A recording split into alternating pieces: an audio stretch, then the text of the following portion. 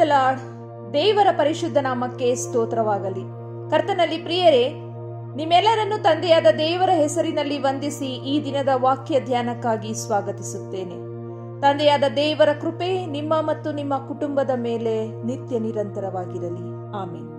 ಪ್ರಿಯರೇ, ಈ ದಿನ ನಾವು ಧ್ಯಾನ ಮಾಡಲಿಕ್ಕಿರುವಂತಹ ವಿಷಯ ಆತನ ಹೆಸರಿನಲ್ಲಿ, ಅಂದರೆ ಯೇಸುವಿನ ಹೆಸರಿನಲ್ಲಿ ನಮಗೆ ಉಂಟಾಗುವ ಹಿಂಸೆ, ನೋವು, ಅವಮಾನ ಇವುಗಳನ್ನು ಎದುರಿಸಿ ನಿಲ್ಲಲು ಅಥವಾ ಅದನ್ನು ಸಹಿಸಿಕೊಳ್ಳಲು ಅಥವಾ ಅದನ್ನು ಗೆಲ್ಲಲು ನಮಗೆ ಏನು ಬೇಕು ಅಂತ ತಿಳಿದುಕೊಳ್ಳೋಣ.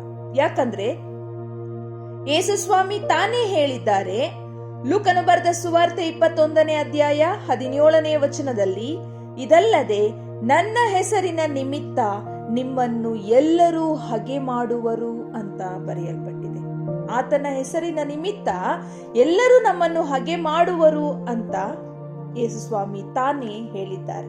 ಮತ್ತಾಯನು ಬರೆದ ಸುವಾರ್ತೆ 5ನೇ ಅಧ್ಯಾಯ 11ನೇ ವಚನದಲ್ಲಿ, ನನ್ನ ನಿಮಿತ್ತವಾಗಿ ಜನರು ನಿಮ್ಮನ್ನು ನಿಂದಿಸಿ ಹಿಂಸೆ ಪಡಿಸಿ ನಿಮ್ಮ ಮೇಲೆ ಕೆಟ್ಟ ಕೆಟ್ಟ ಮಾತುಗಳನ್ನು ಸುಳ್ಳಾಗಿ ಹೊರಿಸಿದರೆ ನೀವು ಧನ್ಯರು. ಸಂತೋಷ ಪಡಿರಿ, ಉಲ್ಲಾಸ ಪಡಿರಿ, ಪರಲೋಕದಲ್ಲಿ ನಿಮಗೆ ಬಹಳ ಫಲ ಸಿಕ್ಕುವುದು. ನಿಮಗಿಂತ ಮುಂಚೆ ಇದ್ದ ಪ್ರವಾದಿಗಳನ್ನೂ ಹೀಗೆಯೇ ಹಿಂಸೆ ಪಡಿಸಿದರಲ್ಲ ಅಂತ ಬರೆಯಲ್ಪಟ್ಟಿದೆ.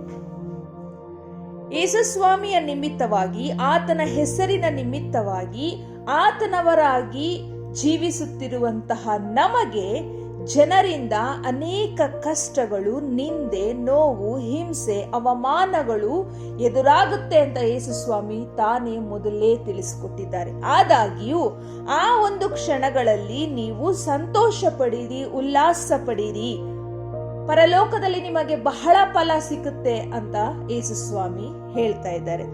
ಇದಕ್ಕೆ ಆಧಾರವಾಗಿ ನಾವು ಅಪೊಸ್ತಲರ ಕೃತ್ಯಗಳು 5ನೇ ಅಧ್ಯಾಯ 41ನೇ ವಚನದಲ್ಲಿ ಈ ರೀತಿಯಾಗಿ ಬರೆಯಲ್ಪಟ್ಟಿದೆ.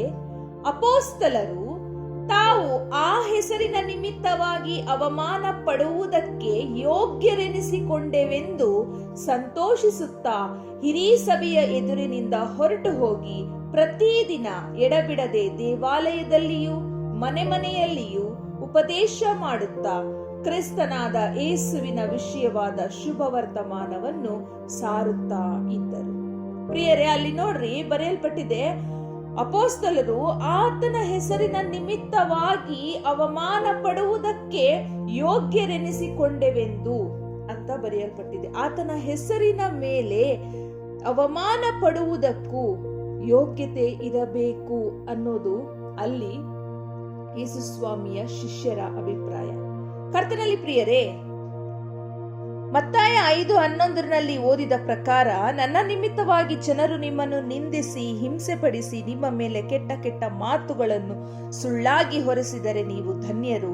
ಸಂತೋಷ ಪಡಿರಿ, ಉಲ್ಲಾಸ ಪಡಿರಿ, ಪರಲೋಕದಲ್ಲಿ ಬಹಳ ಫಲ ನಿಮಗೆ ಸಿಗುತ್ತೆ ಅಂತ ಯೇಸುಸ್ವಾಮಿ ಹೇಳಿರುವಂತ ಈ ವಾಕ್ಯದಲ್ಲಿ 3 ಭಾಗಗಳನ್ನ ನಾವು ಕಾಣಬಹುದು.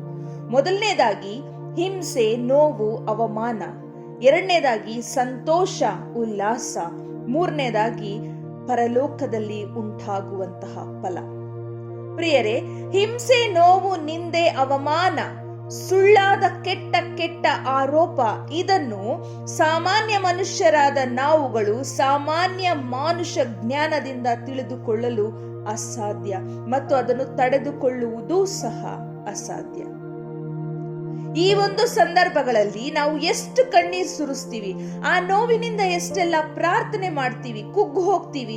ಯಾಕಪ್ಪ ತಂದೆ, ನಾವ್ ಏನ್ ತಪ್ಪು ಮಾಡಿದ್ವಿ, ನಮಗೆ ಯಾಕೆ ಶಿಕ್ಷೆ ಅಂತಾನೂ ಸಹಿತ ನಾವು ಕೇಳ್ತೀವಿ. ಪ್ರಿಯರೇ, ಆದ್ರೆ ದೇವರ ಈ ಎಚ್ಚರಿಕೆಯ ಸಮಾಧಾನ ಪಡಿಸುವಂತಹ ವಾಕ್ಯಗಳು ನಮಗೆ ನೆನಪಾಗೋದಿಲ್ಲ. ಯಾಕಂದ್ರೆ ನೀವು ಅಂತಹ ಅವಮಾನ, ನಿಮ್ಮ ಮೇಲೆ ಕೆಟ್ಟ ಕೆಟ್ಟ ಆರೋಪಗಳು ಬಂದ್ರೆ ನೀವಂತ ಸಮಯದಲ್ಲಿ ಸಂತೋಷ ಪಡ್ರಿ, ಉಲ್ಲಾಸ ಪಡ್ರಿ ಅಂತ ಯೇಸುಸ್ವಾಮಿ ಹೇಳಿರುವಂತ ಈ ವಾಕ್ಯ ನಮಗೆ ಜ್ಞಾಪಕ ಬರೋದಿಲ್ಲ. ನಾವು ನೋವಿನಲ್ಲಿ, ಕಣ್ಣೀರಿನಲ್ಲಿಯೇ ಮುಳುಗಿ ಹೋಗಿರ್ತೀವಿ. ಆದಾಗ್ಯೂ ಮನಸ್ಸಿನಲ್ಲಿ ಒಂದು ದೃಢವಾದ ಭರವಸೆ ಇರುತ್ತೆ. ಅದೇನಪ್ಪ ಅಂದ್ರೆ, ದೇವರು ನಮ್ಮನ್ನು ಕೈ ಬಿಡುವುದಿಲ್ಲ. ದೇವರು ತಾನೇ ನಮ್ಮ ಜೊತೆಯಲ್ಲಿದ್ದು ನಡೆಸ್ತಾರೆ ಅನ್ನುವಂತಹ ದೃಢವಾದ ನಂಬಿಕೆ ನಮ್ಮಲ್ಲಿರುತ್ತೆ. ನಿಮ್ಮಲ್ಲಿರುವಂತಹ ಆ ದೃಢವಾದ ನಂಬಿಕೆ ಭರವಸೆಗಾಗಿ ಆತನಿಗೆ ಸ್ತೋತ್ರ. ಪ್ರಿಯರೇ, ಈ ರೀತಿಯ ಹಿಂಸೆಯ ಕಾಲದಲ್ಲಿ ನೀವು ಸಂತೋಷವಾಗಿರಬೇಕು ಅನ್ನೋದಾದ್ರೆ, ಆ ಹಿಂಸೆಗಳನ್ನೆಲ್ಲ ನಾವು ತಾಳ್ಕೋಬೇಕು, ಜಯಿಸಬೇಕು ಅನ್ನೋದಾದ್ರೆ, ಆ ಹಿಂಸೆಗಳನ್ನ ನಮ್ಮ ಸಂತೋಷವನ್ನಾಗಿ ನಾವು ಯಾವ ರೀತಿ ಮಾರ್ಪಡಿಸಬೇಕು ಅಂತ ತಿಳ್ಕೊಳ್ಬೇಕಾದ್ರೆ ಇದಕ್ಕೆ ನಮ್ಮಲ್ಲಿ ಏನಿರಬೇಕು ಅನ್ನೋದನ್ನ ನಾವು ತಿಳ್ಕೋಬೇಕು. ಪ್ರಿಯರೇ, ಮೊದಲನೇದಾಗಿ ನಮ್ಮಲ್ಲಿ ಇರಬೇಕಾದದ್ದು ಪ್ರೀತಿ. ಸಿಸ್ಟರ್, ನಮಗೆ ಆತನ ಮೇಲೆ ಅಪಾರವಾದ ಪ್ರೀತಿ ಇದೆ, ನಾವು ನಿಜವಾಗಿಯೂ ಆತನನ್ನು ತುಂಬಾ ಪ್ರೀತಿಸ್ತೀವಿ ಅಂತ ನೀವು ಹೇಳೋದಾದ್ರೆ ಅದಕ್ಕೆ ನನ್ನ ಪ್ರಶ್ನೆ, ಆತನ ಹೆಸರಿನ ನಿಮಿತ್ತ ನಮಗೆ ಉಂಟಾಗುವ ನಿಂದೆ, ಅವಮಾನ, ಹಿಂಸೆ, ಆರೋಪ ಇವುಗಳನ್ನು ಸಹಿಸಿಕೊಳ್ಳುವಂತ ದೃಢವಾದ ಮನಸ್ಸು ನಮ್ಮಲ್ಲಿ ಇದೆಯಾ? ನಮ್ಮನ್ನು ನಾವು ಪರೀಕ್ಷಿಸಿಕೊಳ್ಳಬೇಕು. ಒಂದು ವೇಳೆ ಸಹಿಸುವ ಹೃದಯ ಇಲ್ಲ ಅಂದ್ರೆ ನಮಗೆ ಆತನ ಮೇಲಿರುವ ಪ್ರೀತಿ ಕಡಿಮೆ ಅಂತ ಅರ್ಥ. ಆತನ ಮೇಲಿರುವ ಪ್ರೀತಿಯ ನಿಮಿತ್ತ ಈ ಲೋಕವನ್ನು, ಅದರಲ್ಲಿರುವುದೆಲ್ಲವನ್ನೂ ಸಹ ನಶ್ವರ ಅಂತ ತಿಳಿಯುವಂತಹ ಮನಸ್ಸು ನಮ್ಮಲ್ಲಿದ್ದರೆ ಮಾತ್ರ ಆತನ ಮೇಲೆ ನಮಗೆ ಸಂಪೂರ್ಣ ಪ್ರೀತಿ ಇರಲು ಸಾಧ್ಯ. ಯಾಕಂದ್ರೆ ಪ್ರೀತಿ ಎಲ್ಲವನ್ನು ಸಹಿಸಿಕೊಳ್ಳುತ್ತದೆ ಅಂತ ವಾಕ್ಯದಲ್ಲಿ ಬರೆಯಲ್ಪಟ್ಟಿದೆ. ಪ್ರೀತಿ ಎಲ್ಲವನ್ನು ಸಹಿಸಿಕೊಳ್ಳುತ್ತೆ. ನಾವು ನಿಜವಾಗಿಯೂ ಆತನನ್ನ ಪ್ರೀತಿಸೋದಾದ್ರೆ ಆತನ ಹೆಸರಿನ ಮೇಲೆ ನಮಗುಂಟಾಗುವ ಎಲ್ಲಾ ನೋವು, ನಿಂದೆ, ಅವಮಾನಗಳನ್ನು ನಾವು ಸಂತೋಷವಾಗಿಯೇ ಸ್ವೀಕರಿಸ್ತೀವಿ. ಯಾವ ರೀತಿಯಾಗಿ ಸ್ವಾಮಿ ಹೇಳಿದರೆ, ಆ ದಿನದಲ್ಲಿ ನೀವು ಸಂತೋಷ ಪಡಿರಿ, ಉಲ್ಲಾಸ ಪಡಿರಿ ಅಂತ, ಆ ರೀತಿಯಾಗಿ ನಾವು ತಿಳಿದುಕೊಳ್ಳುವಂತೆ ನಮ್ಮ ಮನೋನೇತ್ರಗಳನ್ನು ಆತನು ತೆರೀತಾರೆ. ಆ ರೀತಿಯಾದಂತ ಪ್ರೀತಿ ಆತನ ಮೇಲೆ ನಮ್ಮೆಲ್ಲರಿಗೂ ಇರಬೇಕು. ಆತನ ಹೆಸರಿನಲ್ಲಿ ನಮ್ಮನ್ನು ಹಿಂಸೆ ಪಡಿಸಿದವರನ್ನು ಕ್ಷಮಿಸುವ ಮನಸ್ಸು ಇದ್ದರೆ ಮಾತ್ರ ನಮಗೆ ಆತನ ಮೇಲೆ ಪ್ರೀತಿ ಇರಲು ಸಾಧ್ಯ. ಇದು ಬಹಳ ಬಹಳ ಮುಖ್ಯವಾದದ್ದು. ಆತನ ಹೆಸರಿನಲ್ಲಿ ನಮ್ಮನ್ನು ಹಿಂಸೆ ಪಡಿಸಿದವರನ್ನು ಸಹ ಕ್ಷಮಿಸುವ ಮನಸ್ಸು ನಮಗೆ ಇದ್ದರೆ ಮಾತ್ರ ಆತನ ಮೇಲೆ ಪ್ರೀತಿ ನಮಗಿರಲು ಸಾಧ್ಯ. ಆಗ ಮಾತ್ರ ಯಾರಿಗೂ ಅರ್ಥವಾಗದ, ನಮಗೆ ಮಾತ್ರ ಅರ್ಥವಾಗುವ ಆತನ ಪ್ರೀತಿಯನ್ನು ಸವಿಯುತ್ತಾ ನಾವು ಸಂತೋಷ ಪಡಲು, ಉಲ್ಲಾಸವಾಗಿರಲು ಸಾಧ್ಯವಾಗುತ್ತೆ. ಎರಡನೇದಾಗಿ ನಂಬಿಕೆ ಮತ್ತು ನಿರೀಕ್ಷೆ. ನಮಗೆ ಆತನ ಮೇಲೆ ನಂಬಿಕೆ ಇದೆ ಸಿಸ್ಟರ್ ಅಂತೀರಾ? ಹೌದು, ನಿಜ ಇದೆ. ಆದರೆ ಆ ನಂಬಿಕೆ ಎಷ್ಟರ ಮಟ್ಟಿಗೆ ದೃಢವಾಗಿದೆ ಎನ್ನುವಂಥದ್ದನ್ನ ನಮ್ಮನ್ನ ನಾವು ಪರೀಕ್ಷೆ ಪಡಿಸಿಕೊಳ್ಳಬೇಕು. ನಮ್ಮನ್ನ ಹಿಂಸೆ ಪಡಿಸುವ ಪರಿಸ್ಥಿತಿಗಳು ಬೆಟ್ಟದಷ್ಟಿದೆಯೇ, ಆ ಬೆಟ್ಟಕ್ಕಿಂತ ದೊಡ್ಡವರು ನನ್ನ ತಂದೆ ಅಂತ ತಿಳಿಯುವಷ್ಟು ದೃಢವಾದ ನಂಬಿಕೆ ನಮ್ಮಲ್ಲಿರಬೇಕು. ನಮ್ಮನ್ನ ಹಿಂಸೆ ಪಡಿಸ್ತಾ ಇರುವಂತ ಪರಿಸ್ಥಿತಿಗಳು ಬೆಟ್ಟದಷ್ಟಿದೆ, ನನಗೆ ತಡೆದುಕೊಳ್ಳಕ್ ಆಗ್ತಿಲ್ಲ ಅನ್ನೋ ಆಲೋಚನೆ ಬಂದಾಗ ಆ ಬೆಟ್ಟಕ್ಕಿಂತಲೂ ದೊಡ್ಡವನು ನನ್ನ ತಂದೆ, ನನ್ನನ್ನು ಕಾಪಾಡುವ ತಂದೆ ಅಂತ ನಮ್ಮನ್ನ ನಾವು ದೃಢಪಡಿಸಿಕೊಳ್ಳುವಷ್ಟು ದೃಢವಾದ ನಂಬಿಕೆ ಆತನ ಮೇಲೆ ನಮಗೆ ಇರಬೇಕು. ಒಂದು ವೇಳೆ ಆ ಕಷ್ಟ ಈ ಪ್ರಪಂಚಕ್ಕಿಂತ ದೊಡ್ಡದು ಅನ್ನೋದಾದ್ರೆ, ಆ ಪ್ರಪಂಚಕ್ಕಿಂತ ಶಕ್ತಿಶಾಲಿಯಾದಂತ ದೊಡ್ಡವನಾದ ತಂದೆ ನನ್ನ ದೇವರು ಅಂತ ತಿಳ್ಕೋಬೇಕು. ಆದಾಗ್ಯೂ ಎಲ್ಲಾ ಸಂಕಷ್ಟಗಳಿಂದ ಬಿಡಿಸಲು ಶಕ್ತನಾದ ತಂದೆ ನನ್ನ ಜೊತೆಯಲ್ಲಿದ್ದಾರೆ, ಆದ್ರೂ ನನಗೆ ಯಾಕೆ ಈ ಕಷ್ಟ ಅಂತ ಕೆಲವರು ತಿಳ್ಕೊಳ್ತಾರೆ. ಆದ್ರೆ ಆ ರೀತಿಯಾಗಿ ತಿಳ್ಕೋಬಾರ್ದು. ಏಕೆಂದ್ರೆ ದೇವರು ನಮ್ಮನ್ನ ಸಿದ್ಧಪಡಿಸ್ತಾ ಇದ್ದಾರೆ. ಆತನೊಟ್ಟಿಗೆ ನಮ್ಮನ್ನು ಕಡೆಯಲ್ಲಿ ಕರೆದೊಯ್ಯಲು ದೇವರು ನಮ್ಮನ್ನ ಸಿದ್ಧಪಡಿಸ್ತಾ ಇದ್ದಾರೆ. ನೋಡ್ರಿ, ಯೇಸು ಸ್ವಾಮಿ ಶಿಲುಬೆ ಮೇಲೆ ಪ್ರಾಣ ಬಿಡ್ಲೇಬೇಕಾಗಿತ್ತ? ಅದೇ ರೀತಿಯಾಗಿ ಅವರು ಮನಸ್ಸು ಮಾಡಿದ್ರೆ ಹೇಳ್ಬೋದಾಗಿತ್ತಲ್ವಾ, ನಾನೇ ನಿಜವಾದ ತಂದೆಯಾದ ದೇವರ ಮಗನು, ನಿಮ್ಮೆಲ್ಲರ ಪಾಪಗಳನ್ನು ತೊಳೆಯೋ ಶಕ್ತಿ ನನಗೆ ಮಾತ್ರನೇ ಇರೋದು ಅಂತ. ನಾನೇ ಸತ್ಯವೂ ಜೀವವೂ ಮಾರ್ಗವೂ ಆಗಿದ್ದೇನೆ ಅಂತ ಹೇಳಿದ್ರು. ಆದ್ರೆ ನಿಮ್ಮೆಲ್ಲರ ಪಾಪಗಳನ್ನು ತೊಳೆಯಲು ನನ್ನಿಂದ ಮಾತ್ರನೇ ಸಾಧ್ಯ ಅನ್ನೋ ಒಂದು ಮಾತನ್ನ ಸ್ವಾಮಿ ಹೇಳಿರ್ಲಿಲ್ಲ. ಆದ್ರೆ ಯಾಕೆ ಹೇಳಿಲ್ಲ ಅಂದ್ರೆ, ಅಲ್ಲಿ ಒಂದು ದೇವರ ಒಂದು ಸಂಕಲ್ಪ ಇದೆ. ಯಾವುದನ್ನ ಹೇಳಬೇಕು ಅದನ್ನ ಮಾತ್ರನೇ ಹೇಳಿದ್ರು, ಯಾವುದನ್ನ ಹೇಳಬಾರ್ದೋ ಅದನ್ನ ಅವರು ಹೇಳಲಿಲ್ಲ. ಯಾಕಂದ್ರೆ ಮಾನವರಾಗಿ ನಾವು ಪಾಪ ಮಾಡಿದಾಗ ಆತನು ಮಾನವ ರೂಪದಲ್ಲಿಯೇ ಬಂದು ಆ ಪಾಪಕ್ಕೆ ಪಶ್ಚಾತ್ತಾಪ ಪಡಬೇಕಾದದ್ದು, ಪಶ್ಚಾತ್ತಾಪ ಮಾಡಬೇಕಾಗಿದ್ದು, ಆ ಪಾಪಕ್ಕೆ ಶಿಕ್ಷೆ ಅನುಭವಿಸಬೇಕಾಗಿದ್ದು ಆತನು ಮನುಷ್ಯನಾಗಿಯೇ ಬಂದು ಮಾಡಬೇಕಾಗಿತ್ತು. ಹಾಗಾಗಿ ಅದು ದೇವರ ಸಂಕಲ್ಪ ಆಗಿತ್ತು. ಹಾಗಾಗಿ ದೇವರು ಅದನ್ನ ತಪ್ಪಿಸ್ಲಿಲ್ಲ. ಇಡೀ ಮಾನವ ಕುಲಕ್ಕಾಗಿ ಆತನು ತನ್ನ ಮಗನನ್ನು ಬಲಿ ಕೊಟ್ಟನು.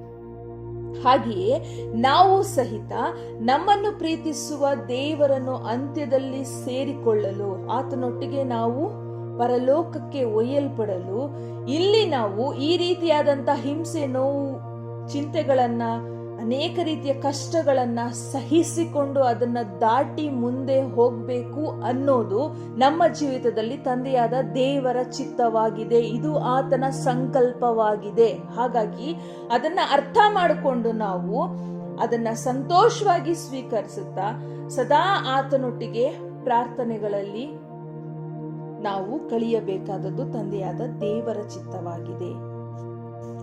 ಈ ರೀತಿಯಾದಂತಹ ಪ್ರೀತಿ, ನಂಬಿಕೆ ಮತ್ತು ನಿರೀಕ್ಷೆ ನಮ್ಮಲ್ಲಿ ಇರಬೇಕು.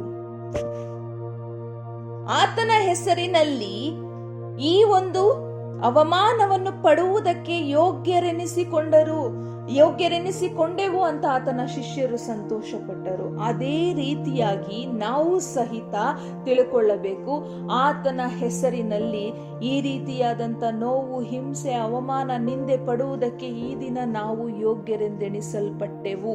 ಅದಕ್ಕಾಗಿ ತಂದೆ ನಿನಗೆ ಸ್ತೋತ್ರ, ಈ ಒಂದು ಕಾರಣಕ್ಕಾಗಿ ನನ್ನನ್ನು ಆರಿಸಿಕೊಂಡದ್ದಕ್ಕಾಗಿ ನಿನಗೆ ಸ್ತೋತ್ರ ಅಂತ ನಾವು ಹೇಳ್ಬೇಕು. ಯಾಕಂದ್ರೆ ರೋಮಾಪುರದವರಿಗೆ ಬರೆದ ಪತ್ರಿಕೆ 5ನೇ ಅಧ್ಯಾಯ 3ರಿಂದ 4ನೇ ವಚನದಲ್ಲಿ ಈ ರೀತಿಯಾಗಿ ಬರೆಯಲ್ಪಟ್ಟಿದೆ, ನಮಗೆ ಉಂಟಾಗುವ ಉಪದ್ರವಗಳಲ್ಲಿಯೂ ಉಲ್ಲಾಸವಾಗಿದ್ದೇವೆ. ಯಾಕಂದರೆ ಉಪದ್ರವದಿಂದ ತಾಳ್ಮೆ ಹುಟ್ಟುತ್ತದೆ, ತಾಳ್ಮೆಯಿಂದ ಅನುಭವ ಸಿದ್ಧಿ ಉಂಟಾಗುತ್ತದೆ, ಅನುಭವದಿಂದ ನಿರೀಕ್ಷಣ ಹುಟ್ಟುತ್ತದೆಂದು ಬಲ್ಲೆವು. ಕರ್ತನಲ್ಲಿ ಪ್ರಿಯರೇ, ನಮಗೆ ಉಂಟಾಗುವ ಎಲ್ಲ ನೋವು, ನಿಂದೆ, ಅವಮಾನಗಳನ್ನು ನಾವು ತಾಳ್ಮೆಯಿಂದ, ಸಂತೋಷದಿಂದ ಸಹಿಸಿಕೊಂಡು ಜೀವಿಸುವುದು ತಂದೆಯಾದ ದೇವರ ಚಿತ್ತವಾಗಿದೆ. ಈ ವಾಕ್ಯದಂತೆ ಆತನು ನಿಮ್ಮೆಲ್ಲರನ್ನು ದೃಢಪಡಿಸಿ ನಡೆಸಿ ಅಂತ್ಯದಲ್ಲಿ ನಮ್ಮೆಲ್ಲರನ್ನು ಆತನೊಟ್ಟಿಗೆ ಕರೆದೊಯ್ಯುವಂತೆ, ಜೀವನ ಸಾಗಿಸುವಂತೆ ಆತನು ನಮ್ಮೆಲ್ಲರ ಹೃದಯದೊಟ್ಟಿಗೆ ಇದ್ದು ನಮಗೆ ಸಹಾಯಕವಾಗಿರಲಿ.